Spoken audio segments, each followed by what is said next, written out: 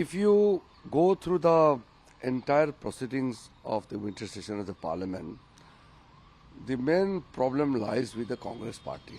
Good people in the Congress party should prevail upon Sri Rahul Gandhi to be more responsible. Congress अपना कपड़ा में slogan लिख करके placard लेकर के अमेरिका का किसी कोर्ट का कुछ जजमेंट है, फिर उसको लेकर के संसद पे आते हैं, फिर कहता है कि संसद चलाओ।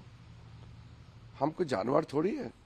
एक तो मैं आप लोगों को भी अनुरोध करता हूं, मीडिया वालों को भी, कि राहुल गांधी जी को बता देना चाहिए कि उनके हाथ में अंबेडकर जी का तस्वीर और संविधान का किताब नहीं जचता है।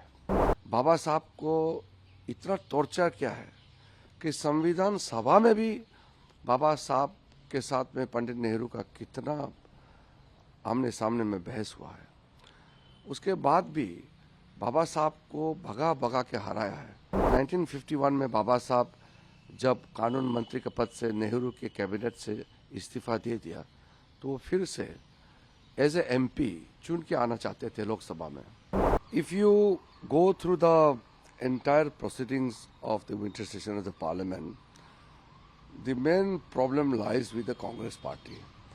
And if you see the conduct of the Congress party, it is the leader of the opposition who has instructed his people to act in a particular manner, which resulted in the ugly ruckus in the house. My only appeal to Congress party is, be democratic. If Congress cannot be democratic because Congress is a family-run party, but don't impose on the nation, don't impose on other parties. Because we are all democratic people. We belong to a democratic party. We believe in democracy. We want to run the house as per the rules and regulations, as per the conventions. But the way Congress party started behaving during this session, I was very perturbed. And good people in the Congress party should prevail upon Sri Rahul Gandhi to be more responsible. But sir, वो लोग भी blame game कर रहे हैं। वो कह रहे हैं कि सरकारें नहीं चाहती थी, वो कह रहे थे डाइवर्ट करना चाहती थी, अदानी वाले मुद्दे पे बात नहीं करना चाहती थी। नहीं, इसमें तू मैं करने का कोई जरूरत नहीं है जी। मुद्दा बहुत साफ है। हम लोगों ने सबसे अपील किया कि पार्लियामेंट अच्छा से चलना चाहिए और हर बिजनेस का हमने समय भी तय कर चुका है। संविधान पे चर्चा करने पर कितना लंबा हमको बोलना है, हर बिल पे कितना मिनट कितना घंटा हमको चाहिए, सबका तय हो चुके हैं। लेकिन अचानक कांग्रेस अपना कपड़ा में स्लोगन लिख करके प्लाकार्ड लेकर के अमेरिका का किसी कोर्ट का कुछ जजमेंट है, फिर उसको लेकर के संसद पे आते हैं, फिर कहता है कि संसद चलाओ। हम कोई जानवर थोड़ी है, हम इंसान हैं। हम लोग सब मिलकर के हाउस चलाना चाहिए।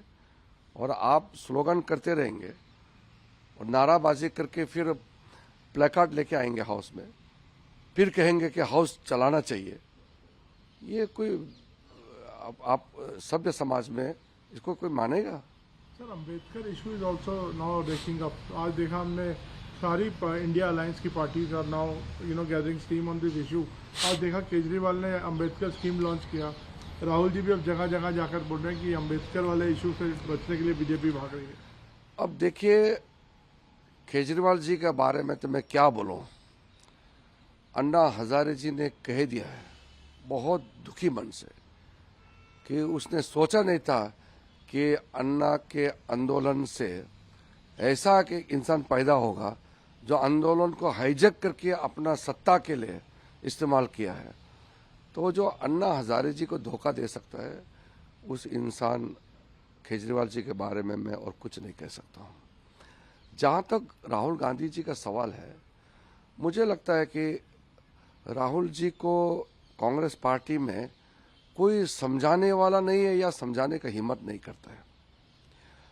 एक तो मैं आप लोगों को भी अनुरोध करता हूं, मीडिया वालों को भी, कि राहुल गांधी जी को बता देना चाहिए कि उनके हाथ में अंबेडकर जी का तस्वीर और संविधान का किताब नहीं जचता है। पंडित नेहरू जी के जमाने से लेकर के आज तक कांग्रेस ने संविधान का जो अपमान किया है, बाबा साहब को इतना टॉर्चर किया है कि संविधान सभा में भी बाबा साहब के साथ में पंडित नेहरू का कितना आमने सामने में बहस हुआ है। उसके बाद भी बाबा साहब को भगा भगा के हराया है। मैं तो महाराष्ट्र में जाके बड़ा दुखी मन से लोगों को बताया इस बात को कि 1951 में बाबा साहब जब कानून मंत्री के पद से नेहरू के कैबिनेट से इस्तीफा दे दिया तो वो फिर से एज ए एमपी चुन के आना चाहते थे लोकसभा में, लेकिन कांग्रेस ने पूरा जोर लगा के अंबेडकर जी को हरा दिया। फिर बाद में भंडारा में उपचुनाव हुआ, तब भी कांग्रेस पार्टी ने पूरा षड्यंत्र रचा करके ताकत लगा करके बाबा साहब को हराया फिर, और बाबा साहब दोबारा लोकसभा में चुन के नहीं आ पाया। क्यों ऐसा किया कांग्रेस पार्टी ने? और उसके बाद बाबा साहब को इतने साल तक आप सोच के देखिए भारत रत्न भी नहीं दिया। मैंने सदन में भी कहा है कि नेहरू जी ने खुद को भारत रत्न दिया, खुद प्रधानमंत्री, इंदिरा गांधी जी खुद प्रधानमंत्री, खुद को भारत रत्न दिया है, बाबा साहब अम्बेडकर को दिया नहीं है। बाबा साहब को बाद में बीजेपी के समर्थन से जब राष्ट्रीय मोर्चा सरकार बना 1989 में, तब जाकर के 90 में अम्बेडकर जी को भारत रत्न से नवाजा। आप सोच के देखिए, आज राहुल गांधी का जो चरित्र है, राहुल गांधी का जो हाव भाव है, राहुल गांधी का जो सोच है, वो मेल नहीं खाता है अम्बेडकर जी की तस्वीर से। वो नहीं पकड़ना चाहिए। मैं तो हाथ जोड़ के कहता हूँ, बाबा साहब का तस्वीर को राहुल गांधी अपना हाथ में नहीं पकड़ना चाहिए, संविधान को भी नहीं पकड़ना चाहिए।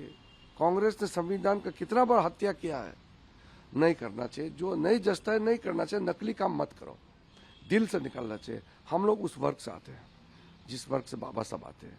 मैं 71 साल बाद में एक बहुत होने के नाते अम्बेडकर जी का कुर्सी में बैठने का मौका मिला, 71 साल बाद।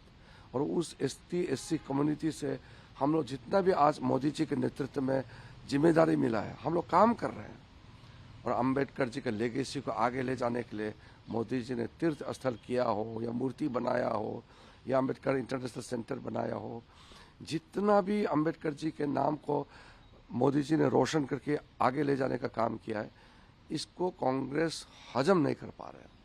इसलिए कांग्रेस में बाकी लोगों को तो मैं नहीं कहूँगा, लेकिन उस परिवार के लोग बाबा साहब का तस्वीर और संविधान का किताब को हाथ में लेकर के और अपमानित करने का काम ना करें, ये मैं हाथ जोड़ करके कहना चाहता हूँ।